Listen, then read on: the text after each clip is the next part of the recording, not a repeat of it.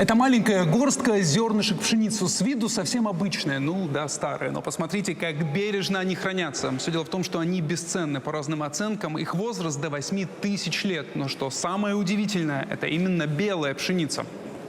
А это значит, что такой вот белый хлеб здесь, в оазисах, в предгорьях Капитдага, начали готовить еще 80 столетий назад.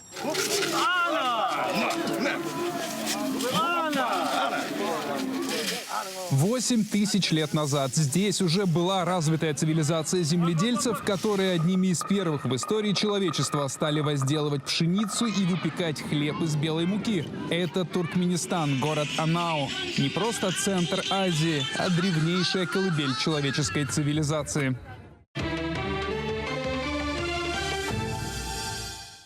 На Земле не так много мест, которые по праву соответствуют статусу колыбель цивилизации. На слуху древняя Месопотамия, древний Египет, долина Инда, Янзы и Хуанхэ. Одним из таких совершенно особенных мест является предгорье Капитдага в Туркменистане. Здесь сложилось древнейшее общество земледельцев, известное как анауская культура. Земледельческие цивилизации зародились как цепочка оазисов. Такой пояс от дельты Нила через Палестину, северную часть Сирии, Ирака, Ирана – это так называемый плодородный полумесяц. Дальше на север жили первобытные люди, которые занимались охотой и собирательством. Анау как будто находится в стороне от этого полумесяца. Но люди всегда и везде селились возле воды, чаще всего в долинах рек. Какая же древняя цивилизация в Каракумах. Все очень просто. С гор Капитдага, они за моей спиной, в те далекие времена, 1000 лет назад спускались огромные ручьи, и земля вдоль склонов стала плодородной. И здесь, на этом месте, образовались десятки, если не сотни древних поселений. Все наши исторические цивилизации, которые бронзовый век и далее, они все образовались на берегу рек, города, которые, вот, например, египетская цивилизация в Ниле, месопотамский Тигр и Ефрат, индийская Инда, китайская там Хуанхэ, Янцзы. У нас вот есть, который в бронзовом веке образовался маргушская цивилизация, которая относится к 3-2 тысячелетию, которая современно с теми цивилизациями, которые в бронзовом веке смог даже с ними соперничать. Но если вот анауская культура, даже ранее, то 5-4 тысячелетие и неолит, это означает, что Южная Туркмения тогда уже имел свой уникальный, отличающий от других цивилизаций, уникальный культурный отличие. Даже в керамической жизни, даже вот от домашнего животного тоже можно увидеть, что уникальность этого культуры. Ну, конечно, во всем мире, в других местах тоже обнаруживаются пшеницы, крупицы пшеницы или хлеба, но они серые, возможно, черного хлеба. А здесь доказывают, что белая пшеница. В честь этих самых зернышек пшеницы в Анау выстроили целый музей. Вот это здание в виде пшеничного колоса. Музей так и называется Акбугдай, то есть белая пшеница.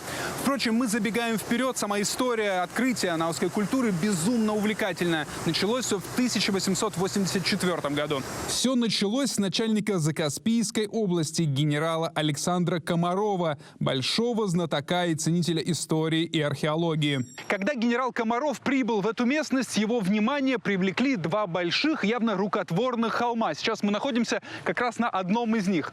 Генерал предположил, что это могут быть погребальные скифские курганы, и решил изучить их. Холм был разрыт буквально пополам, однако кроме битых черепков и непонятной древней посуды ничего не обнаружили. Никакого скифского золота или других ритуальных погребальных ценностей. Но царский генерал Комаров был человеком очень образованным и эрудированным, и он по достоинству оценил находку. Во-первых, все собранные здесь черепки он приказал отправить в Петербург, а также написал о находке заметку, которую опубликовали в газетах. И дальше история закручивается. Много лет спустя эта заметка попала на глаза американскому профессору Рафаэлю Помпелли. Им сразу овладела идея провести более детальные раскопки в туркменской земле. На дворе 1904 год. Продолжается большая игра в Азии. Но Помпелли получает в Петербурге разрешение на экспедицию в Туркменистан. Кстати говоря, это была первая иностранная археологическая экспедиция, которую допустили в Туркменистан. При этом сам Помпелли является не археологом, а геологом. Поэтому, скорее всего, лично лично его интересовали именно подземные ресурсы данного региона. К тому времени на Каспий уже вовсю шла разработка нефти. А вот этот регион вдоль хребта Капитдага оставался малоизученным. Помпелли частично для легенды прикрытия, но и, безусловно, из научного интереса берет в свою команду одного из самых известных археологов своего времени Губера Шмидта, того самого, который участвовал еще в раскопках Трои. Но если про Трою на тот момент уже все более-менее было известно, то находки, сделанные в Анау, открыли действительно новую главу в истории становления человеческой цивилизации. Действительно, для того периода времени, для неолита, это действительно очень высокоразвитая культура. Она одна из первых памятников, которые показывают, что появилось земледелие. В это время появляется очень интересная керамика. Даже она сделана руками, без гончарного круга. И когда вы их держите в руках, вы даже это не заподозрите, потому что качество самой керамики очень хорошее, очень хорошая глина. И она отличается от керамики других культур тем, что на ней нанесен орнамент. В основном он состоит из треугольников, разным образом декорированных, расположенных по этой керамике. Чуть в более позднее время, уже в 4 тысячелетии, встречается и черная керамика, очень сильно так заглаженная до блеска, которая характерна в том числе и для иранских памятников. Здесь уже применяются кирпичи, которые совсем не похожи на наши. Они длиной почти 50-49 сантиметров, шириной там 30 и высотой 11. И такой форма кирпича, она существует потом очень длительное время, и фактически в некоторых регионах, например, в Таджикистане, доходит до настоящего времени. То есть хозяйственные постройки в некоторых регионах Средней Азии до настоящего времени строят такими кирпичами. Для анаусской культуры характерно также декорирование стен в помещениях. Они оштукатурены, и сверху нанесены различные орнаменты, которые украшали помещение. До этого здания сделали намного более простые, металлических изделий не применяли. Своих умерших они хоронили в домах. И причем очень близко от себя. То есть они как бы оставляли их в своем роду. И даже садясь за трапезу, они для них оставляли свою тоже пищу. Таких традиций раньше не было. То есть это показывает более высокоразвитое общество, чем было раньше. Полномасштабные раскопки начались лишь в 70-е годы, когда советские археологи сделали удивительное открытие. Руины представляют собой не просто поселение, а систему протогородов, разбросанных на территории в 160 километров. Остатки сооружений и найденные предметы обихода позволяют говорить о том, что цивилизация Анау была одной из самых развитых на территории Центральной Азии в древний период. Древние города характеризовались очень интересной моделью застройки. Здания отстояли на сотни метров друг от друга и были окружены несколькими рядами стен. Вот это именно тот период, когда люди, которые населяли территорию древнего Туркменистана, забросив охотничий промысел, начали заниматься земледелием и скотоводством. И предположительно именно в тот период и люди начали строить себе уже какие-то оседлые дома. И не шалаши, как в древние времена, а уже оседлые дома из глины. Архитектура отличалась монументальностью, что говорит об очень высокой степени развития общества. Если будем смотреть в письменность, вот, египетские иероглифы, они почти какая-то красивая картина можно, но их ученые-египтологи читают, конечно, определяют какой-то смысл, определение дают. А наша идет уже как дорожного знака пиктограммы, как зачатки письменности. Но, конечно, целый конкретно алфавит не найдено, но если будем с точки зрения логики логически мыслить, тогда здесь, вот, когда раскопки в кургане вели, там разные сооружения, стены, комнаты, дома, или же, как говорили, белую пшеницу, растительную систему придумали. Если вот эти уникальные вот науки или того времени, как называли, математика или еще какой-то наукой назвали, эти науки, если бы не были, они не смогли бы организовать такой прямую стену даже несущую, не смогли бы воссоздать, построить. Эту землю с древности называли перекрестком 7 дорог. Здесь проходили миграционные потоки, сталкивались и сообщались цивилизации. Древний Рим, Китай, Персия, Индия, Европа – это многотысячелетняя история непрекращающегося диалога и взаимоотношений разных культур, цивилизаций, даже целых миров. Как говорят туркменские ученые, на этой земле, последовательно сменяя друг друга, существовали по меньшей мере 70 различных государств. Уже в средние века недалеко от остатков древних поселений была построена крепость Анау. Крепость возвышается на холме высотой порядка 10 метров, окружность около 300 метров. К сожалению, сооружение было практически полностью разрушено страшным ашхабадским землетрясением 1948 года. Но еще сегодня можно увидеть остатки крепостных стен и засыпанного рва. Ранние находки в крепости свидетельствуют о парфянском происхождении Анау. В 8-12 веках крепость находилась в руках у арабов, затем была разрушена монголами. Главная достопримечательность здесь – мечеть Сиида Джамалиддина 15 века, также практически полностью разрушена землетрясением. Реставраторам удалось восстановить часть портала и соседние захоронения легендарного правителя Джамалиддина. Сегодня это место паломничества. Главной удачей стала восстановленная мозаика, изображавшая 2 извивающихся драконов на фоне яблоневых ветвей. Также удалось установить, что над ними была надпись, гласившая, что мечеть называлась «Дом красоты». Такое изображение драконов по-настоящему уникально и не имеет аналогов, так как совершенно нетипично для исламской декоративной традиции. Пятилапые драконы, очень такие массивные, могущественные. Это как символ могущества и силы олицетворяет у туркмен. И в мусульманском мире это вот в Анауском мечети это единственном архитектурном сооружении такое вот встречается. Вот нигде даже в Центральной Азии, даже в Ближнем Востоке такого изображения драконов на мечети это очень редкое явление. В одном из легенд рассказывается о том, что 2 дракона они помогли местным жителям найти клад. Ну, первоначально местные жители им помогли. Один из драконов не смог до конца глотать горного козла. Там рога застряла у него в зубах. Поэтому местные жители помогли, там распилили, вот это вытащили.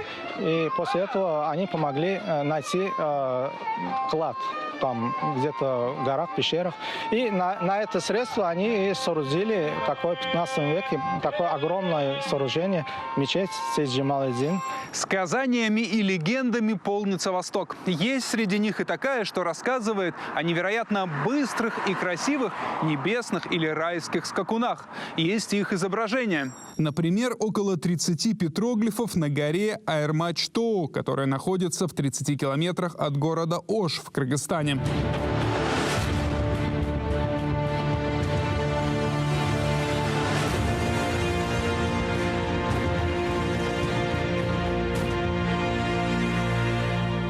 Согласитесь, сходство с наскальными изображениями угадывается. Эти изгибы шеи, длинные ноги, грация – все именно так у современных лошадей, которыми так гордится Туркменистан.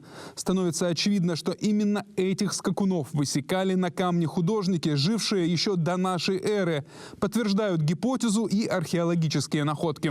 Наши ученые доказали, что это именно вот останки древнейшего ахалтекинского коня и относятся к 3-му тысячелетию до нашей эры. И из этого что следует? Следует то, что уже наши предки могли в то время одомашивать животных и, в частности, ахалтекинского коня. Говорят, в жилах ахалтекинцев течет кровь мифических небесных коней. О них на протяжении тысячелетий слагались легенды. Например, согласно одной из них, ахалтекинцы настолько быстрые, что на них можно ускакать в страну бессмертия.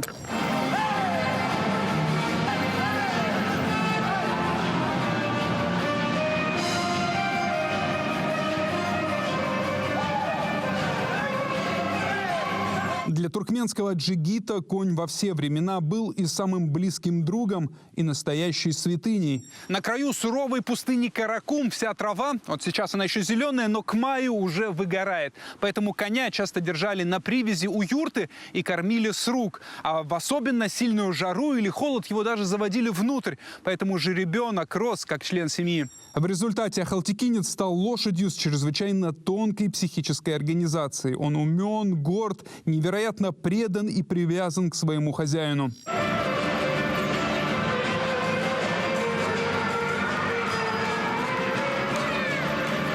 Ахалтекинцы будто не скачут, а парят над землей, не касаясь ее копытами. Это особый ахалтекинский аллюр. Понятно, почему древние считали, что этот конь – гибрид змеи, гепарда и орла.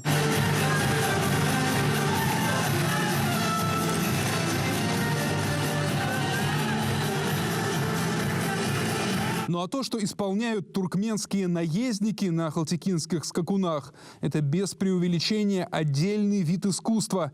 Такая джигитовка – это больше, чем просто результат тренировок. Это иллюстрация той самой многотысячелетней духовной связи, где полное доверие и абсолютное взаимоуважение.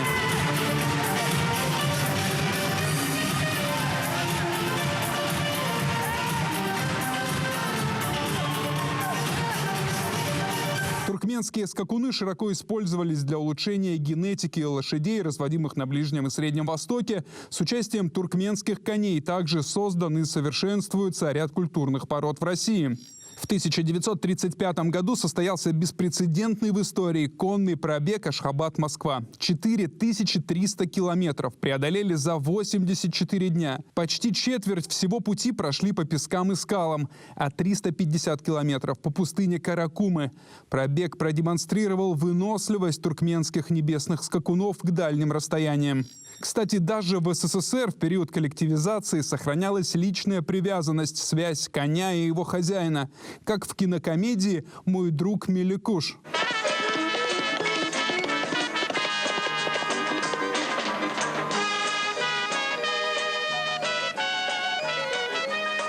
Режиссеры Саинханов и Карпухин снимали фильм на старом ипподроме скакового общества.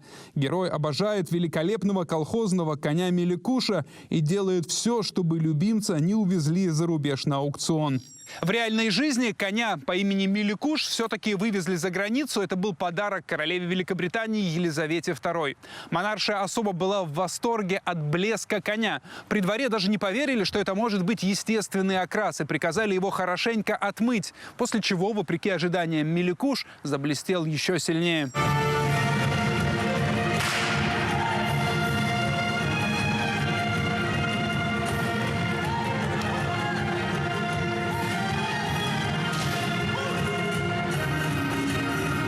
Сегодня, чтобы увидеть красоту ахалтекинцев, почувствовать атмосферу древних цивилизаций, в Туркменистан специально приезжают со всего света. А в 2024 году город Анау признан культурной столицей тюркского мира. По традиции, культурной столицей тюркоязычного мира каждый год называют город, оставивший след в истории тюркских народов. В этом статусе уже были казахстанская Астана, киргизский Ош, наша Казань. Но двери на этом празднике открыты абсолютно для всех. Сама история Анау – это непрерывный диалог культур длиной в тысячелетия. Президент Сердар Бердымухамедов посвятил городу Анау свою новую книгу. Труд с названием «Культура из глубин тысячелетий» рассказывает о становлении древней цивилизации на туркменской земле. В течение всего года в Анау и Ашхабаде запланированы научные симпозиумы и фестивали. Ожидают здесь еще больше туристов. В этом году особое внимание к еще одному символу Туркменистана – 300-летие со дня рождения выдающегося поэта и мыслителя Махтумкули Фраги. Махтумкули – непревзойденный мастер слова. Все его творчество буквально пронизано идеями гуманизма. Все его произведения – это призыв к объединению людей. Своими стихами он старался в особо тягостные минуты успокаивать человеческие сердца, укреплять их веру в лучшее. Следующее четверостишие принято относить к патриотическому направлению в творчестве Махтумкули, но коль скоро он является явление мировое, то именно в общечеловеческом контексте следующее четверостишее, которое я хочу вам рассказать, приобретает особое значение. «Единой семьей живут племена, для тоя расстелена скатерть одна. Здесь братство, обычай и дружба, закон для славных родов и могучих племен». Здесь братство, обычай и дружба, закон. Увидимся на следующей неделе, как обычно, в центре Азии. Берегите себя.